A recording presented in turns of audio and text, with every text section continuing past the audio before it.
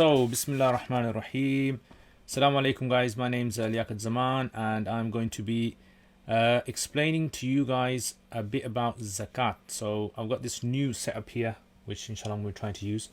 And I'm going to be breaking down Zakat for you guys, and then if you have any questions, you can ask your questions in the comments hopefully.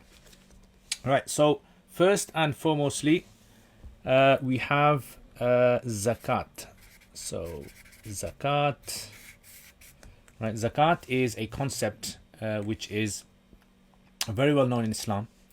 It's considered to be one of the main pillars of Islam. So imagine like Islam is balanced on certain pillars. Yeah. And you know what pillars do. Pillars, they hold up a building. So amongst these pillars, one of them is Zakat. Zakat is considered to be something which is integral, fundamental for people to be able to experience the full Islam, like the full effects of Islam, the full benefits and fruit of Islam.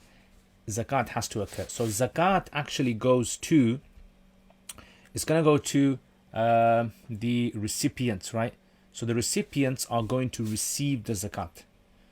So who are the recipients? That's the question, isn't it? So inshallah today we're going to be mentioning a bit about the recipients, right? Who the zakat is going to go to, right? So the people, and there's actually 8 categories of people, right? So I've only done 4 here, right? Because I think I've been running out of space, so I'll just add some extra ones in the middle, right? So there's 8 recipients that zakat goes through, and there are people who have to know whether zakat is necessary upon them. So there's people out there who it's their duty to actually know about this. This is why it's very important for us Muslims to be as aware as possible when it comes to our obligations to zakat. Do I have to give zakat? Does my parents have to give zakat? Does my brother have to give zakat? Does my sister have to give zakat? Does my neighbor have to give zakat? All of these things, inshallah, we're going to be learning about today. So zakat itself is a very important category, like I said. Now the word zakat, right? Zakat actually means, one of the meanings of zakat is purification. Yeah, so I'll just put purity. Yeah, zakat actually in Arabic language has the meaning of purity in Islam, right? So zakat is something which purifies your wealth. Imagine a person, he accumulates lots and lots and lots of wealth. Yeah, he's got, I don't know, a whole hoard of wealth.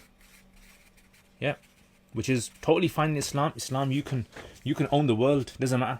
You can be the most pious person, and you can also own the world. But what occurs is inside your wealth there occurs a type what we call a spiritual sort of filth, right? Spiritual filth. Just like you have physical filth, well, you have spiritual filth as well. And the way that you get rid of this spiritual filth is by giving your zakat. And once you've given that zakat, what happens now is that the rest of the wealth starts to become more productive, right? It becomes more pure. And that which brings the second point, which is zakat is known as growth. Yeah, and nama, zakat means to grow. So the growth itself is also another important aspect as well. So we have growth and we have purity. So in other words, you get rid of the zakat, give it to who has to receive it, and you'll see your wealth grow. It's going to grow, exponentially in the hereafter, and in this dunya as well, it will also grow. And the Prophet ﷺ, he said, no one gives charity except that Allah makes their wealth grow. Yeah. And this is something that we believe because the Quran also tells us about this. So this is why zakat is extremely important. So now let's go on to the next points, which is, let's choose another piece of paper. Right, the next point is who has to give zakat? Who? Yeah. This is my stick man scratching his head. Who has to give zakat? So the zakat has to be given by, number 1, you have to be an adult, right? And therefore children do not have to give their zakat. Of children don't have to give not their zakat. They don't have to give any zakat. Children, according to the Hanafi school, there's no zakat on children, right? But according to the Shafi'i school and other schools, they say that a child has to give zakat. So adults, first of all. Number two is you have to be sane. Yeah, so you have to be someone who is sane. A person who is not sane, a person who is not in mental capacity, does not have to give zakat again, right? Does not have to give zakat, just like the child. Okay, so again, let's say there's a person who suffers from a really bad mental disorder, maybe extreme form of dementia. They don't know what's happening in their surroundings, and they have lots of wealth, right, that they have accumulated in their lives. They don't have to give zakat. There's no zakat on them, nor do their relatives have to give it on their behalf. And third is you have to have a certain amount of savings. Now, when I say the word savings, I don't just mean cash. This is what we're going to be looking into in a bit, right? They have to have a certain amount, right? And this certain amount that they have to have is, we're going to call this the threshold. Yeah, threshold. Okay, so the threshold of zakat is another important factor over here, that you have to have this certain amount of wealth. What is the threshold? Well, the Prophet ﷺ in his time, he measured the threshold in two ways, in gold and in silver, because that was the currency that they used to use, right? So you got gold and silver. So when it comes to gold, it's 47.85 grams of silver, of gold, and silver 612.35 grams of silver. So if a person has, let's say for example, wealth, and it is equal to this threshold, then he has to give zakat. The problem is, what if a person has good old cash? Yeah, so let's say £5 or £10 or whatever, and a person has lots of saving but in the form of cash. Do they work out the silver or do they work out the gold? Right, so let's have a look then. So for example, like, what is the amount for, actually we can have a little check. Good old Google. Let's go on, utilize Google services before we die. So let's look at the nisab. I'm gonna put into here nisab of zakat, right? And let's see what comes up. Okay, so if we go to National Zakat Foundation's website, the nisab, and this is where you can actually find this information, right? So you go onto National Zakat Foundation website, and it says actually here, right? You guys can't see it, but you're just gonna have to believe me. It says gold at the moment, the nisab 87. Why am I saying 47.85 grams? 87.45 grams. See, my 4s and my 8s are mixed up there. 4s and 8s mixed up. Anyway, 87.48 grams. It works out to be, in today, 3,863.2. Yeah, pounds. 3,863 pounds 20 pence is the gold nisab. So if you have that much, you have to give zakat. And in silver, it's actually 239 pounds 80 pence. Right, big difference, isn't there? In fact, if you did it on like a chart, right? So you got like 1,000, 2,000, 3,000. Okay, is like a very big difference, right? So you got like gold is somewhere over here and silver is somewhere down here. Big difference between the two. So which one do you take then when it comes to cash? Which is the one that you're going to consider for your zakat calculation? So some of the scholars say you take gold, and some of them say take silver. Now it works like this basically. I'll give you like a very, very nice sort of like a way to synopsis to kind of work this out. So let's say there's this guy. This guy has gold only. This guy has silver only.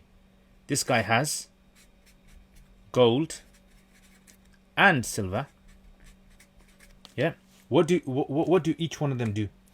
So the guy with the gold only, he works his zakat out according to gold, G for gold. The guy with silver only, he works out his zakat according to silver, and the guy with gold and silver, he works his zakat out with silver. So these two, so silver, if you have silver and you have any other asset, you're going to consider the silver threshold, right? So you're going to consider the silver threshold. What about if you have cash then? So if you have cash and you have silver, then you're going to consider the silver threshold. If you only have cash, nothing else, then you can either use the gold or the silver. I would say to you, if you ask me, I would say use the silver, because this is going to be more beneficial for the recipient. The recipient is going to be able to receive more from people, because more people will obviously have the savings of £239, rather than less people would have £3,800, approximately. So this is basically what you do. So we're going to use the silver threshold now, right? So this is what we mean by threshold in Arabic. I don't know if you guys know this, but it's called nisab, right? It's called nisab. So nisab is the word. I don't know. Is the screen, is it large enough, or should you guys think I should make it larger? I know there's going to be someone saying, please can you make it larger? Mahbub saying to me it's fine. Yeah, if you're saying it's fine, then it's fine, inshallah. But yeah, so that's to do with threshold, that is. Now let's move on to the next question, which you guys are going to have. You're going to say to me, well, I've got a car and I've got a house and I've got jewelry and I've got toys and I've got a computer and I've got this and I've got that. What do I have to give my zakat on? Right, what exactly do I give zakat on? So that's the next thing that we're going to be looking at. Let's swiftly move on then. So the next thing is giving zakat on the assets. Right, so the assets now. So when it comes to the assets, there are 5 assets that we consider. I'm going to try to get all of this fitted in. Oh, alhamdulillah. All of them come in. Right, so there's 5 assets that we have to remember that are what we call zakatable assets. Right, so let's put zakatable. Right, zakatable. What are these assets? The assets are as follows. Number 1. The first is gold and silver. Right, so gold and silver. So if you have gold, if you have silver, in any shape and form, you have to give zakat. Any shape and form, you have to give zakat. Now, usually people have these metals at home in the form of jewelry, right? Right, so jewelry is the primary sort of form, the shape of this type of metal. So if you have jewelry, how do you work out the zakat for your jewelry? Well, very, very easy. Because of lockdown, COVID-19 and all that, you can actually work out the jewelry zakat yourself. So take your jewelry, take a scales, right? If you have one in the kitchen, put your jewelry into the scales and weigh it, right? So let's say, for example, you weighed it. The gold, let's say, worked out to be 50 grams of gold you had. And let's say silver, it worked out to be you had 20 grams of silver. How are you going to work this out now? How are you going to go about this? So what you're going to do is you're going to go to a website. You're going to type in Google. You're going to write down scrap gold. Okay, so remember, you want to look for the values of scrap gold. Scrap gold. Okay, so when it comes to scrap gold, the reason we're saying scrap is because gold is valued in 2 ways generally. One is new gold and one is scrap gold. Jewelry and all of these kind of things fall under scrap gold. Okay, so you find out, you go there, you go to a website, scrap gold, and you find out the value of gold today and you find out the value of silver today. So you got to work out the value on the day of your zakat, right? So the day of your zakat, that's the one that you're going to be looking for. So scrap gold again. So let's say, for example, let's actually, let me do that. Let me just show you guys how this is done, so you guys can do it as well. So you type in Google, you type in basically scrap gold value UK, right? Just do that, and you get loads of websites come up. Okay, so now what you want to look for is, if you look at the website, what you want to look for is, you want to look for the carat type, right? So the carat type you're going to be looking for, I mean, let's say, for example, a lot of Asian jewelry is 22 karat gold. So let's work on the basis of 22 karat gold, okay? So 22 karat gold. And so the value of this is, 22 karat gold is actually 37.52. So 37.52, what we're going to do is we're going to multiply 50 by 37.52, and then we get our number. So let me just get my calculator out. Don't know if you guys can see my calculator. Right, so okay, so let me stop the notifications so it doesn't disturb us. Okay, all right. So 50 times 37.52 equals. All right. So we've got gold that's worth 1,080. So 1,000. Numbers are all messed up today. 1876. Right. So 1876 of gold, and silver. Then we work out the silver. So if I go scrap silver, scrap gold, scrap silver, type that in. Right, so scrap silver. So the you know, if you know what the purity of the silver is, you got pure silver, which usually, I think people usually have pure silver. So it's about 45 pence. Right, so 45 pence, 0.45. Yeah, 45 pence. So 45 pence. So 0.45. 0.45 times 20 equals, okay, 9. Right, so you got 9 pounds of that. Okay, and there you have it. That's basically how you do the calculation. Right, that's how the calculation for this is actually done. All right, so now when it comes to now obviously putting this all together, you're going to be adding this all up. So in your list, right, you're going to be adding this up, and it's going to sort of like make sense later on, right? Because at the moment, don't have to worry about that. But this is how much we've got of gold and silver. This is the same. I mean, you normally, like Asian kind of sort of like ways of measure. They have tola, or they have vodi, right? So those are very similar. Tola is about 11.66 grams. Okay, so just keep that in mind. Okay, next is cash. Right, so you have cash. So you look at cash. How much cash do you have? So cash in the form, right? So you got cash, which is basically all currencies that are in use, right? So all currencies that are in use, you're going to be looking for those. So for example, like pounds, you might have riyals because you might have been Saudi for Umrah or Hajj. You might have euros because you travel to Europe. You might have dollars for America. So any currency that is in circulation, whether it's in a bank account or whether it's in, you know, your own wallet or purse or at home or anywhere, you have to give zakat on it, right? So you have to work out how much currency you have, right? And this would include digital money as well. So any digital money, I would say, work that out as well, and you'd have to give zakat on that. Okay, what if you have borrowed someone money? So for example, like, let's say this is A, and this guy, his name is B, just to make it easy, just in case there's someone here called Zaid or something and you don't want to offend them.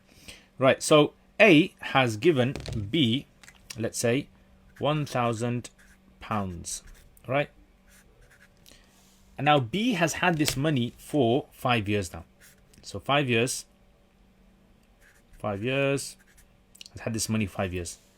And A expects the money to be returned. So if A expects the money to be returned, that means every single year A has to give zakat for every single year, right? So even though he's given the money to someone else, he still has to give the zakat.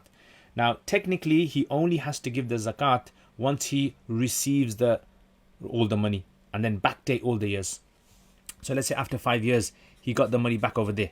He has to backdate all the years that the money was in the possession of the person who gave it to, and he's got to work that out, right? Or the other way is every year he works out the zakat, right? He assumes how much, so he works out actually how much zakat there is, and then he just gives, and it saves him the hassle of having to backdate it once he gets it back. What if there's a person who thinks they're not going to get it back? He thinks, you know what, most likely I'm not getting it back. If you think you're not getting it back, or you're sure you're not getting it back, you don't have to give zakat on it.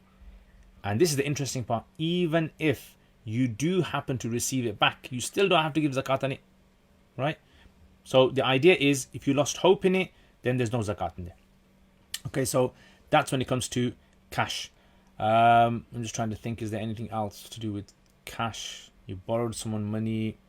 Okay, all right, so that's that. Next one we move on to, okay, there's a question over here. If someone has gold to the value of £50 and silver to the value of the silver nisab, what's stopping someone selling their silver for gold at the same value as the silver nisab? That would mean he pays no zakat, as his total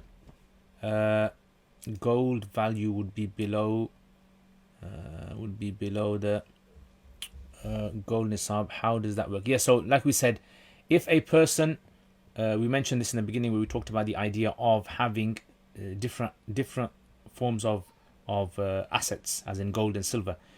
Do you treat cash as gold or silver? There's an ikhtilaf amongst the scholars. But if you have gold and silver on the date of your zakat anniversary, you have to consider yourself to have reached the threshold of silver. If you were to sell your silver before the date of your zakat, you sold it in the form of cash, and you decided to take the gold, the fatwa of the gold, right, threshold, that's up to you. At the end of the day, look, if a person wants to sort of like find a loophole or a cheat in the system, they can't cheat Allah's system on the Day of Judgment. That's what we say. So we just say, look, well, this is what you can do. This is up to you. This is how you do. Okay. Wahid Safi Wasalam, Alaikum Salam. How much zakat do we need to pay on 90 grams of gold? So what? How many carats is it? So what you do is, like I said, if you go on the website, you find out scrap gold value, and there it'll give you the different values of the type of gold as well. Okay, so next is stock, business stock.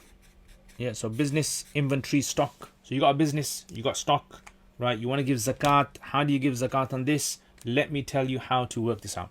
So let's say, for example, like you have a business. This is a business. I'm going to call this business the LZ business, Liaquat Zaman business, and this business is worth 100k, let's say 100,000 pounds is worth, right? So if it's worth 100,000 pounds, then what do?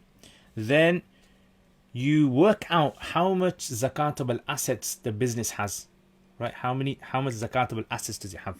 So let's say, for example, like the zakatable assets, what are they? So number one, cash. Number two is we look for stock, business stock. And number three is receivables. Anything which is a business receivable. Cash, stock, business receivable. These are the three things that we look for when we're... So let's say, for example, this business, it has cash, which is 5k. And it has stock, which is 20k.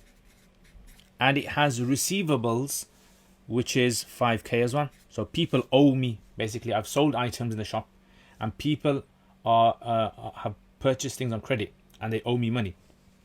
So in this case, what I do is I work that out. So that works out to be 30k. So that means I only have to give from this 100k, I only give 30k zakat. In other words, I only work out 30k zakat.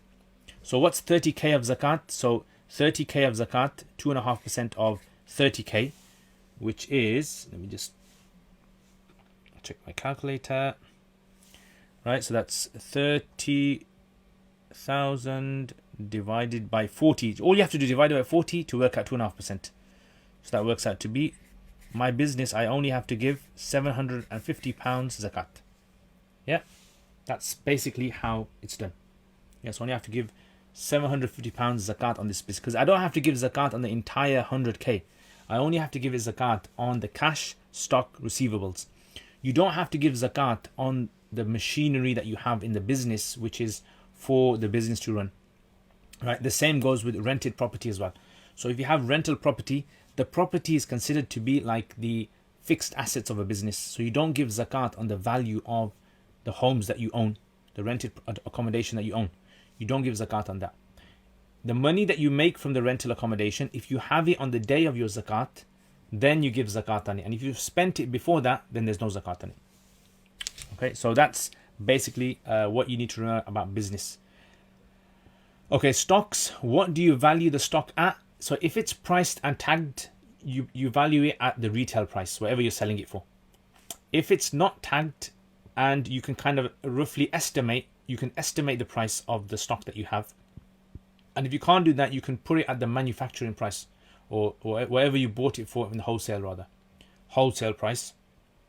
And some people might have things they cook at home. Tailors, you might be a home tailor, or a cook or baker or whatever. Again, what do you have to give zakat on? You have to give zakat on the physical items that you have. You don't have to give zakat on money you're owed because of labor or services. Right? So money that you're owed because of services. For example, let's say you're a tuition teacher, and you being a tuition teacher, you are owed by students money and they haven't given you yet. You don't have to give zakat on that until you receive it and you have it on your zakat anniversary. You have it on your zakat day. This zakat anniversary, let me show you how this zakat anniversary works, and then we come back to this, because I think this is quite important to understand. Right? So how does zakat anniversary concept work? So zakat anniversary concept works like this. So what you basically do is, let's say for example this guy, his name is Khalid, right? This is our friend Khalid. Khalid, basically, he has to look for the first time he ever had the nisab in his possession, the nisab, like in his life. Let's say for example at the age of 20, he for the first time had nisab. What does nisab mean? Threshold. So at the age of 20, he had let's say £500. He earned £500 savings, right? So this is 500, and this is 250, and this is 1,000. Okay. So what happens now is, now Khalid, when he is at the age of 21, or on that same date, so let's say this occurred on the 10th of Ramadan. So the 10th of Ramadan, he had 500. So now what he has to do is, he has to look the next year after that, on the 10th of Ramadan. So let's say this is the 10th of Ramadan 2020, and that was 2019, right? On this day, irrespective, you don't have to know what happens here. You don't have to know that. Doesn't matter. Whether money came in or money went out, doesn't really matter. You just have to look on this day, how much does he have on the 10th of Ramadan 2020? So let's say he has £800. So does he have to give zakat? Yes, he has to. But obviously £300 here that he's gained in the year hasn't been in his possession for 12 months. Doesn't matter. So the Hanafis say you don't have to have the 12-month concept on each and every pound and penny you have. The 12-month concept is simply whether you are legally obliged to give your zakat or not, whether you qualify to give your zakat. So as long as you have the nisab, the threshold here, and as long as you have the nisab or more than threshold here, whatever you have on this day, you have to give zakat on it. Yeah, so you have to give zakat on exactly what you have at that particular time. So in this case, I had £800. I've got to work out 2.5% of £800.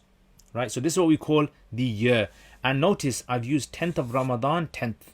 So we have to go by the lunar cycle, right? The lunar calendar, right? So solar calendar fluctuates from the lunar calendar by 10, 11 days. Okay, so you have to use the lunar calendar. Anyway, let's go back to this then. So that stock, that is, Right. Next, then what do now? Here's a common question that people ask. Okay, so I'll use this paper. Common questions. So frequently asked questions, FAQs. Some people ask this question and say, I sold my car, my own personal car. I sold it, and the guy who I sold it to, he said to me he's gonna pay me back after 5 years. And I said, okay, 5 years. And I sold my car for, let's say, £5,000, 5k. So now that 5k that he has for 5 years, does that mean that over the 5 years, year 1, year 2, year 3, year 4, year 5, do I have to give zakat over that period of time? Because he's purchased the car for me, he owes me money. So no, he does not. Right? No zakat. Why? Because this is not a business asset. Business asset is any item that you purchased with the intention of resale. Yeah, so it's a short-term investment. So anything you purchase for a short-term investment, you want to buy it and you want to sell it, then this automatically falls under business stock. Anything you have in your house which you bought with the intention of resale. Anything you have in your house which is for personal use, you've used it, let's say for example your computer, your laptop, your mobile phone, your car, and you might sell it in a few years time, that's fine, but that's not a business asset, so you don't have to give zakat on those. So does that make sense? Yeah. So okay, that's a little bit of clarification with regards to this masala. Next, okay, what about shares then? So shares, let's look at shares. Actually, let's look at some questions first of all. Okay, so Taimur says, I believe from previous discussion, money in business account will be taken as zakatable. Yes, that's correct. Okay, so when it comes to shares, how do shares work? Well, shares work exactly like this business of mine. The only difference is my business, I'm the sole owner, but in shares, you have multiple owners of that business.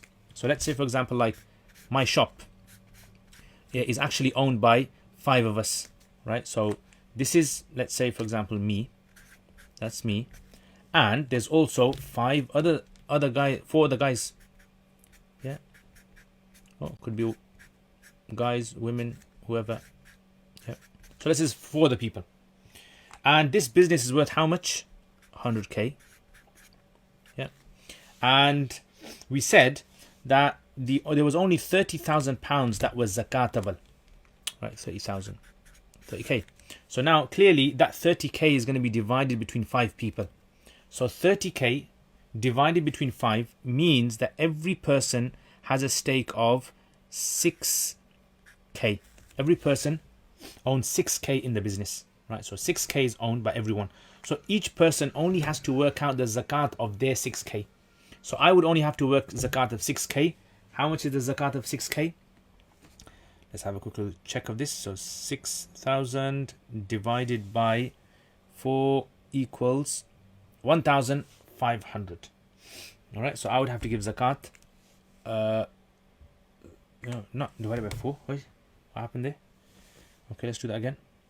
6,000 divided by 40. 150, that's correct. So I would have to give zakat on £150. My zakat in the business, entire business, is only £150. Now this concept is a very simplified version. Obviously people have, shares in big companies, and so for them to working that out gets a bit technical. But the same concept works over there. Get in touch with your fund manager, your shares, stocks, your fund manager, and ask them if they can give you the details, right? So if they can give the portfolio, they can give you the cash, how much cash the business has, how much inventory it has.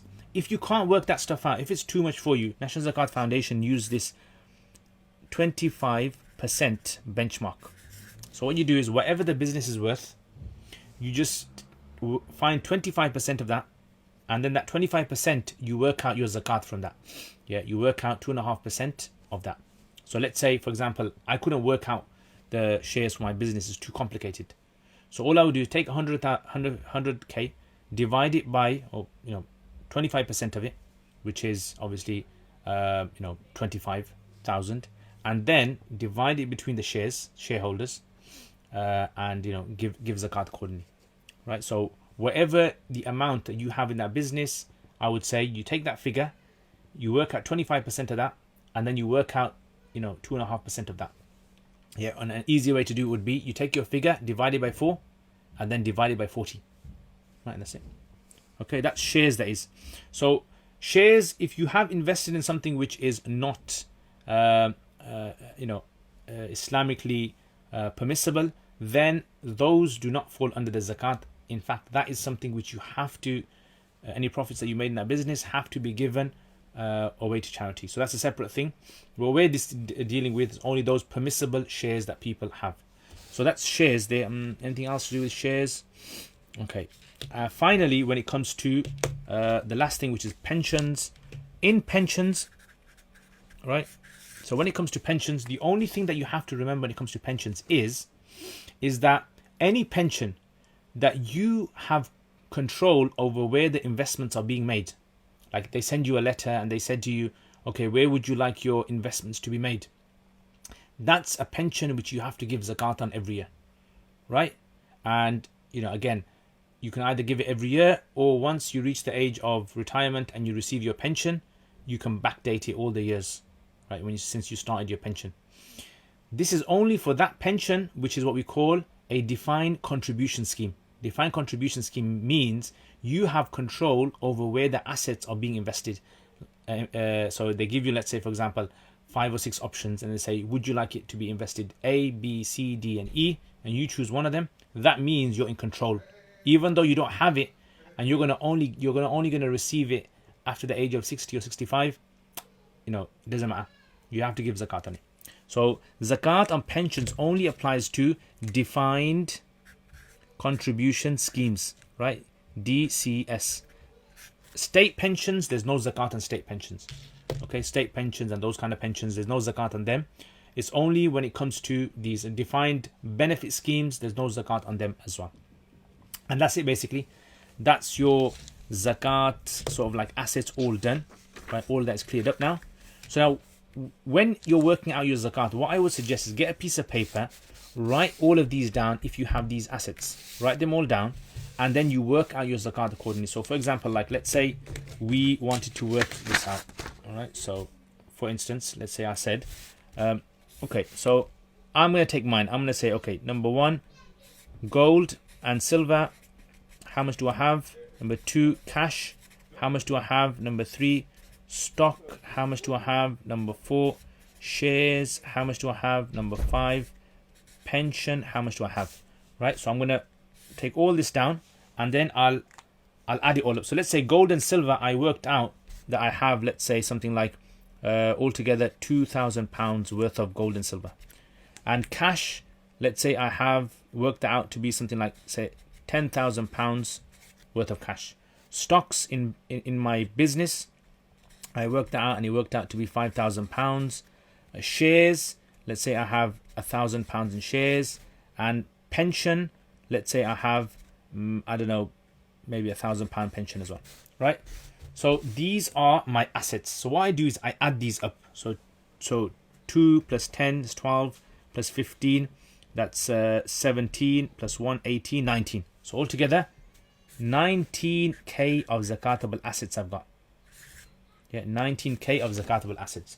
The next thing now is to work out your liabilities now, right? So you want to work out the things that you can deduct from your assets, because you don't have to give zakat on all of what you have. What you do is you minus everything that's outstanding. So when we talk about liabilities, right, we should talk about over here. Liability is the next point. Okay, so if I move this away from here. So liabilities.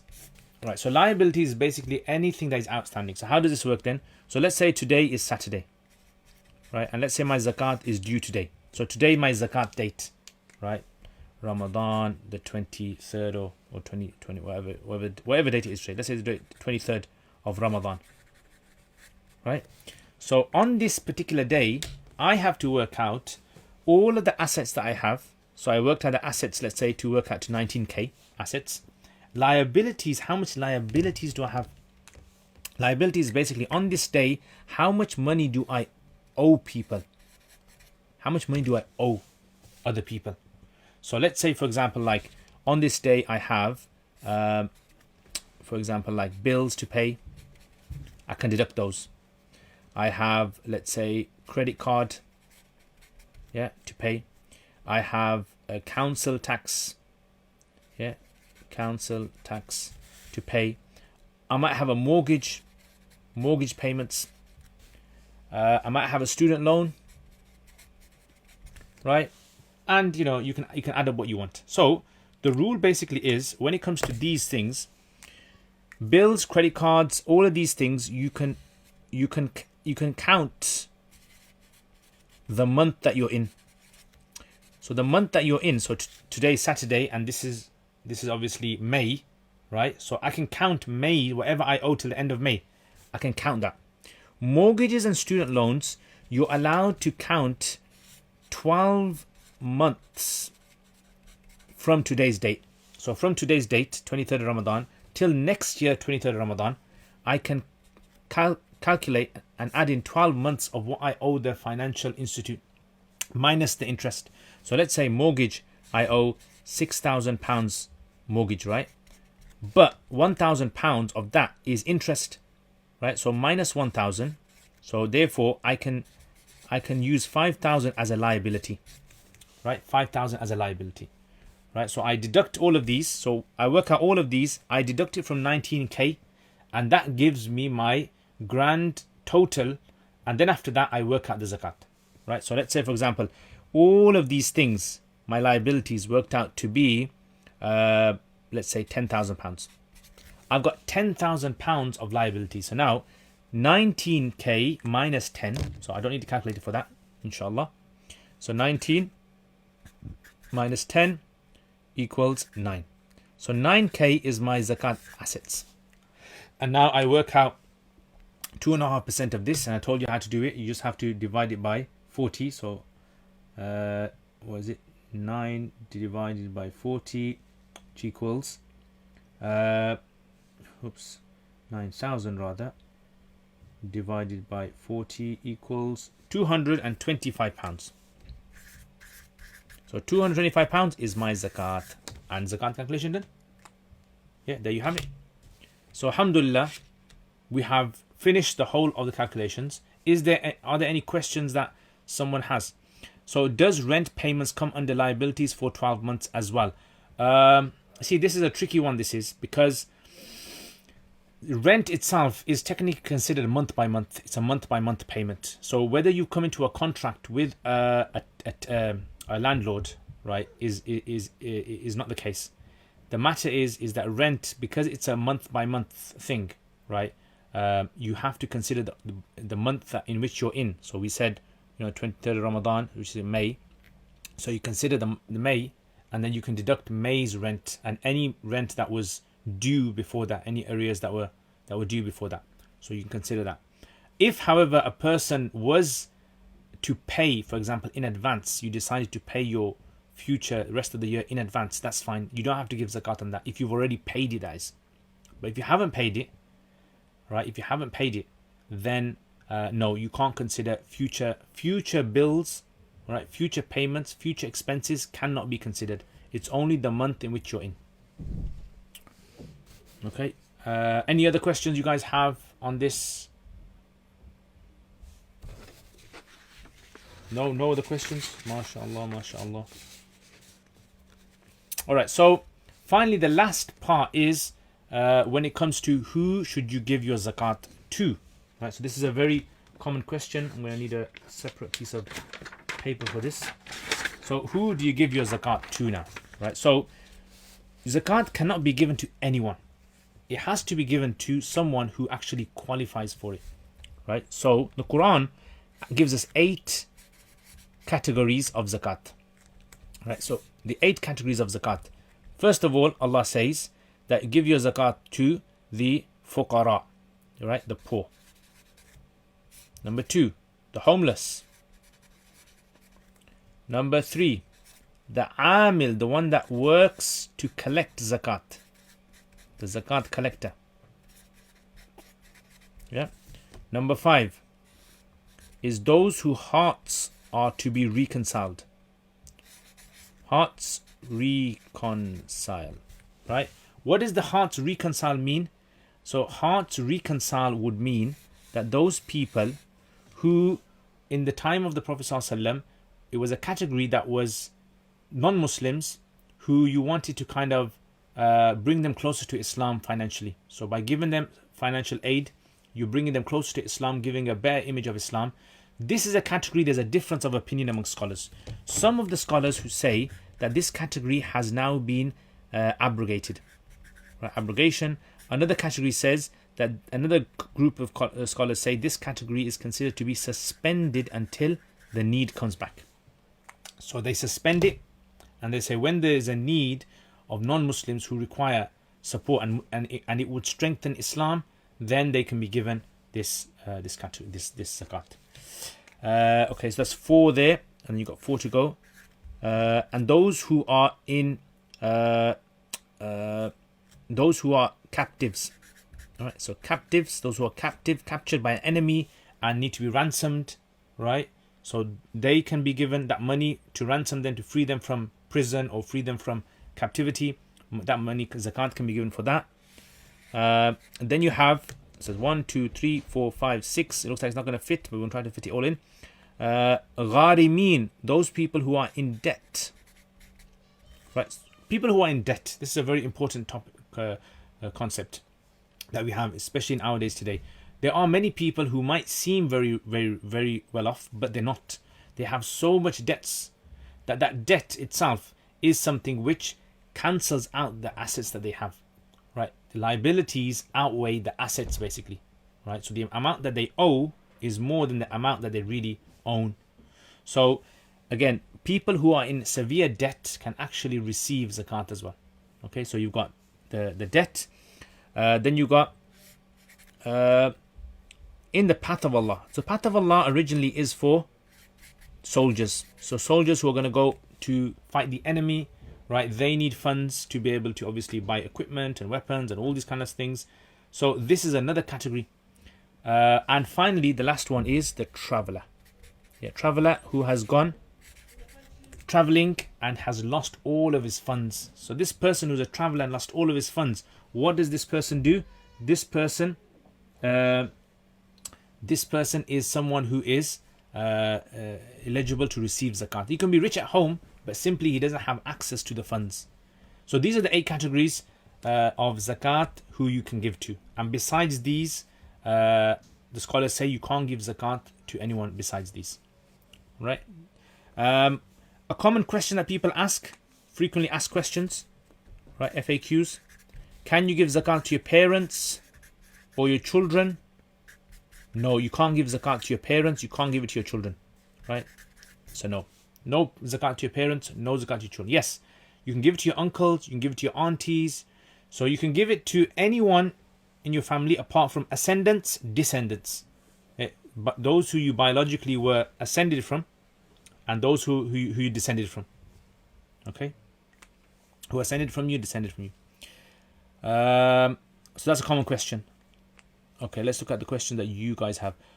Purchasing food for the month, is that a liability? So, yes. If you know exactly what you need for that month, or you know, it's kind of like the money's gonna go out. Possibly you can deduct that. Yeah. So food, which is going to be outstanding, which you're going to buy immediately. I would say the week instead of the month, not for the entire month, for the week. So that for that week that you're going to need to buy food, you can possibly buy that. You can possibly deduct that as a liability. Can you elaborate on pensions? How would you backdate? So the way you'd backdate is when you go for you look at your pension pot, you work out how much you had every year. So every single year, how much you had, and you should have a record of all of that.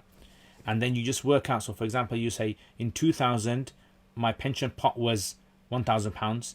In 2002, it was 1,500. In 2003, it was growing. So every year, you give zakat accordingly. Can zakat be paid on behalf of someone? Yes, zakat can be given on behalf of someone as long as that person is notified and they give permission. So as long as they've given consent, it's fine. How about sister and brother? Can we give zakat? Yes, you can give zakat to your brother and your sister. Totally fine, inshallah. Any other questions? I hope you guys have benefit from this. You know, this is I usually enjoy drawing and writing, so this is a new setup for me actually, and I hope it kind of worked out well. Because sometimes when these kind of topics are discussed in an abstract manner, it kind of becomes difficult for the audience to be able to visualize. So visualizing and seeing these kind of things. So let's just summarize what we've done today then. So we talked about Islam, 5 pillars of Islam. Zakat is one of the main pillars that holds it up. Zakat is for benefiting yourself and the community. Zakat is growth and purity. And there's assets that you have, 5 types of assets that we talked about. Okay, question again. Is tax considered a liability? Yes, if it's outstanding. So if the tax is outstanding, it's a liability. If it's not outstanding, future expenses, then no. And then we talked about the nisab concept of gold and silver, 87.45 grams of gold, 612.35 grams of silver. And we said if you have a mixed assets pot of gold and silver, then you treat it as the silver nisab. Zakat, is it paid on gold? What about the diamond on the ring? So no zakat on precious stones. No zakat on precious stones. Okay. How should you give your zakat? Does it have to be cash by hand or via charity? It can be by hand. Ideally by hand. You by charity. Ideally you give it locally. Giving it locally is always preferred, right? And if the need outside is greater, you can send it outside. Yeah, by locally, find the people who live in your local community. You take your money and you give it to them in hand. That's the best thing to do. Otherwise, giving it to a reputable, responsible organization is the next best thing. Like National Zakat Foundation, if you give your zakat to them, they have a very strict policy in how they distribute the zakat to people within the UK. On a business account, is the tax owed to HMRC considered liability calculated monthly or yearly? So it would be considered. The problem with tax in working that out is that to work out your tax, you obviously have to use certain dates in the year. You can't know how much tax you owe at a certain time. So this is why the scholars say that you give it on the net amount that you have in your business account, whatever amount that you have at that particular time, unless you specifically know how much tax is going to be deducted. Okay, so we've done the 5 types of assets, right? You got your gold and silver, cash, stock, shares, pensions. We talked about this in detail, and we talked about liabilities as well, minus the liabilities. And that's it. If you have any specific questions, what I would suggest is you contact National Zakat Foundation.